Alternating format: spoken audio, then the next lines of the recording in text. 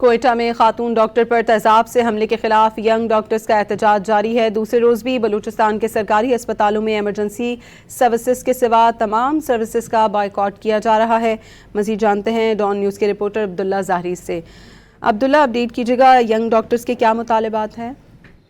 جی بالکل، ڈاکٹر مانور ناصر پر حملے کے خلاف ینگ ڈاکٹرز ایسوسی ایشن کی جانب سے کوئٹہ سمیت بلوچستان کے تمام سرکاری اسپتالوں میں ایمرجنسی سروسز کے علاوہ تمام سروسز سے مکمل بائیکاٹ کیا جا رہا ہے۔ ینگ ڈاکٹرز کا مطالبہ ہے کہ نہ صرف سیکٹری محکمہ صحت، ایم ایس سول ہاسپٹل اور سیکورٹی انچارج کو برطرف کیا جائے، بلکہ اس کے ساتھ ساتھ واقعے کی شفاف تحقیقات کے لیے جوڈیشل کمیشن کی تشکیل اور اسپتالوں میں ڈاکٹروں کی تحفظ کو یقینی بنانے کے لیے فوری طور پر اقدامات کیے جائے۔